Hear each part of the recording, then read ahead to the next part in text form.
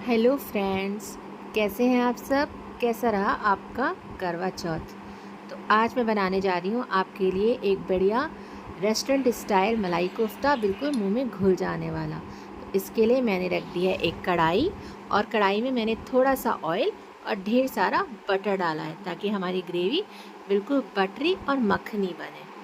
तो बस जैसे ही हमारा बटर पिघलेगा, हम इसमें ऐड करेंगे कुछ होल स्पाइसेस, कुछ खड़े मसाले। ये सब खड़े मसाले हमारे किचन के वार्डरोब में आराम से मिल जाते हैं। तो देखिए क्या क्या डालना है हमें। तेज पत्ते लिए हैं मैंने, थोड़े से दाने काली मिर्च के, लौंग के 3 से 4 क्लोव, एक बड़ी इलायची, 3 से 4 छोटी इलायची और दालचीनी का बहुत छोटा सा टुकड़ा। अब ये सारे खड़े मसाले इस बटर में और ऑयल में डाल के हम थोड़ी देर इसको सॉटे करेंगे। और जैसे ही और यहाँ पे मैंने थोड़ा सा ज़ीरा भी ऐड किया है। जैसे ही ज़ीरा हमारा चटकेगा, यहाँ पे हम ऐड करेंगे 2 प्याज। आपको कितने लोगों के हिसाब से बनाना है, आप उसके हिसाब से क्वांटिटी कम ज़्यादा कर सकते हैं। बस रेशियो हमें ये लेना है कि जितना प्याज है उससे डबल हम टमाटर लेंगे। जैसे यहाँ पे मैंने 2 प्याज लिए हैं। प्याज को बिल्कुल भी फाइनली चॉप करने की ज़रूरत नहीं है, क्योंकि इसको हमें बाद में ग्राइंड करना है। तो यहाँ मैंने 2 प्याज लिए हैं और यहाँ मैं ऐड कर रही हूँ उसमें फाइनली चॉप्ड ग्रीन चिलीज़, हरी मिर्च। प्याज को हमें बहुत ज़्यादा नहीं पकाना है, पर प्याज का कलर भी चेंज नहीं होना चाहिए। प्याज को बस हमें क्विकली सॉटे करना है कि प्याज का कच्चापन चला जाए बस। यहाँ बीच में मैं ऐड कर रही हूँ उसमें फाइनली चॉप्ड जिंजर, अदरक, फाइनली चॉप्ड गार्लिक, लहसुन।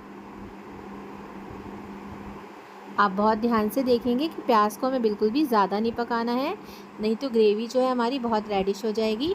और बस इसी स्टेज पे मैं यहाँ पे डाल रही हूँ टमाटर। जैसे कि मैंने 2 प्याज लिए थे तो मैंने यहाँ पे 4 टमाटर लिए हैं। तो बस रेशियो ये रखना है, बाकी आप अपनी फैमिली के क्वांटिटी के अकॉर्डिंग, जितनी आपको सब्ज़ी बनानी है उसके अकॉर्डिंग घटा बढ़ा सकते हैं। बस अब हमें टमाटर को भी बहुत ज़्यादा नहीं पकाना है। बस टमाटर डाल के हमने यहाँ पे ऐड किया है नमक, हल्दी, लाल मिर्च, पिसी धनिया।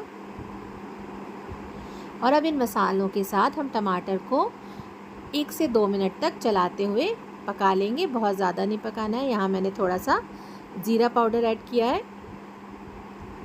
बस हमें तब तक इसको पकाना है टमाटर को जब तक ये अच्छे से अपना कच्चापन छोड़ दे। बिल्कुल भी हमें ओवर कुक नहीं करना है। और यहाँ पे मैंने डाल दिया है पानी। और अब हम इसे पकने के लिए कवर करके मीडियम लो गैस पे रख देंगे 10 मिनट तक, ताकि वो अच्छे से सारे मसालों के फ्लेवर्स एक दूसरे में आ जाए। तब चलिए अब हम रेडी करते हैं अपने कोफ्ते के लिए यहाँ मैंने लिया है ग्रेटेड पनीर और ग्रेटेड आलू। ये आप सेम क्वांटिटी में ले लीजिए, और आप चाहें तो आलू की क्वांटिटी थोड़ी सी कम भी कर सकते हैं। और यहाँ मैंने ऐड करी है बारीक कटी हुई हरी मिर्च और बारीक कटा हुआ अदरक। हरी मिर्च और अदरक को बिल्कुल भी स्किप नहीं करें, इसका बहुत अच्छा फ्लेवर आता है। हैंडफुल ऑफ कोरिएंडर, हरा धनिया डाला है मैंने यहाँ पे।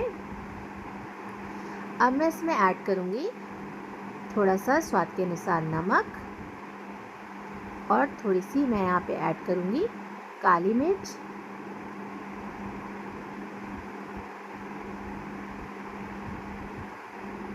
अब यहाँ पे हम बाइंडिंग के लिए थोड़ा सा कॉर्नफ्लोर यूज़ कर रहे हैं। हमें बिल्कुल भी बहुत ज़्यादा नहीं डालना है, केवल हल्का सा बाइंडिंग के लिए डालना है, क्योंकि हम ज़्यादा डाल देंगे तो केवल कॉर्नफ्लोर का टेस्ट आएगा।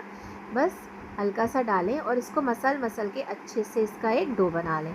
जैसे हम रसगुल्ले के लिए अच्छे से मसल के डो बनाते हैं ना, वैसे इसको खूब अच्छे से आप मसल के करेंगे तो बहुत अच्छे से एक फर्म डो बन जाएगा। ये हमारे कोफ्ते का डो बन के रेडी है। और इसी बीच मैंने कुछ ड्राई फ्रूट्स जैसे काजू, पिस्ता, बादाम और किशमिश, इन सबको बिल्कुल फाइनली चॉप करके रख लिया है, ताकि ये हमारा बिल्कुल ही शाही मलाई कोफ्ता बनेगा, बिल्कुल रेस्टोरेंट स्टाइल। बीच में ऐसे हम थोड़ी सी जगह बनाएंगे और इसमें भर दूंगी मैं ड्राई फ्रूट। जब हम इसकी कोफ्ते की बाइट्स लेंगे तो ये बहुत ही डिलीशियस लगेगा ऐसे करने से। अब आप जो शेप देना चाहें, जैसे आज मैंने राउंड शेप दिया है, आप राउंड शेप देना चाहें राउंड शेप दे दें, ओवल शेप देना चाहें ओवल शेप दे दें। इस तरीके से सारी बॉल्स बना के हम इकट्ठी कर लेंगे। सारी बॉल्स हमारी बन के तैयार है और दूसरी तरफ मैंने ऑयल गरम करने रख दिया है। अभी मैं इनको शैलो फ्राई कर रही हूँ। आप चाहे तो इसे डीप फ्राई भी कर सकते हैं या शैलो फ्राई भी कर सकते हैं। बहुत ज़्यादा हाई फ्लेम नहीं रखनी है, मीडियम फ्लेम रखनी है, ताकि ये एकदम से जले नहीं और अच्छे से उलटते पुलटते इन्हें गोल्डन ब्राउन करके हमें निकाल लेना है। सारे कोफ्ते बनके हमारे रेडी हैं। अब इसकी एक मेन टिप ये है कि ग्रेवी में कोफ्ते हमें कभी भी नहीं डालने हैं। ग्रेवी हमारी 10 से 15 मिनट बन के रेडी हो गई है और ये हल्की ठंडी भी हो गई है। तो अब हमें क्या करना है, एक मिक्सी के जार में इसको ऐड करना है और अच्छे से इसका बारीक पेस्ट बना लेना है। कोफ्ते हमारे रेडी हैं और ग्रेवी बनाने का प्रोसेस हमारा अभी थोड़ा सा गर्म है, तो इसको मैं ठंडा कर लेती हूँ। अब मैंने इसको पीस लिया है और बिल्कुल ही हमारी सिल्की स्मूथ मलाई जैसी हमारी ग्रेवी बने, उसके लिए हम इसे छानेंगे ज़रूर। छानने से क्या होगा, जो भी छिलके होंगे, रेशे होंगे, वो निकल जाएंगे।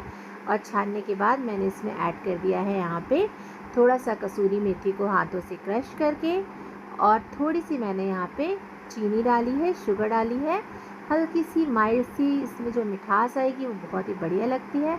और यहाँ मैंने डाला है घर का 1 चम्मच मलाई। यहाँ मैं कोई क्रीम यूज़ नहीं कर रही हूँ, क्योंकि जब हम अपने घर में हमारे पास फ्रेश मलाई है तो उससे अच्छी क्रीम क्या है। यहाँ मैंने 1 चम्मच भर के मलाई यूज़ करी है। और अब हम इस ग्रेवी को बहुत अच्छे से पकने के लिए छोड़ेंगे। यहाँ पे मैंने थोड़ा सा इसमें जीरा पाउडर और थोड़ा सा गरम मसाला ऐड किया है। आप ऐसा ना करें कि बस ग्रेवी पिस गई आपकी तो आप सोचिए कि आपकी ग्रेवी रेडी है। नहीं, इस ग्रेवी को कम से कम 5 से 10 मिनट आप सिम गैस पे अच्छे से पकने दें। और उसके बाद चलिए आइए करते हैं प्लेटिंग इसकी मेन की ये है कि कभी भी आप ग्रेवी में कोफ्ते मत डालिए, क्योंकि ये जो मलाई कोफ्ता है वो बहुत डेलिकेट होता है। जैसे हमें मलाई को बहुत संभाल के चलना पड़ता है, वैसे ये भी बहुत डेलिकेट होता है। ऊपर से रखिए कोफ्ते। बिल्कुल इसी तरीके से आप सर्व करें। जब खाने वाले हो ग्रेवी अलग बना के रख दीजिए, कोफ्ते अलग बना के रख दीजिए, और जब आप गेस्ट को सर्व करें तब उसी टाइम इस तरीके से प्लेटिंग करके दें।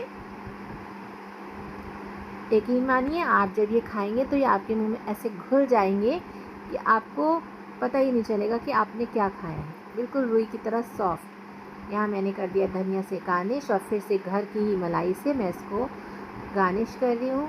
जैसे कि मलाई कोफ्ता है तो मलाई कोफ्ते में मलाई तो बनती ही है। आपको अगर मेरी बताई हुई रेसिपी पसंद आती है तो प्लीज़ मेरे चैनल को सब्सक्राइब करना ना भूलें। आप सबको देखने के लिए बहुत बहुत बहुत सारा थैंक यू।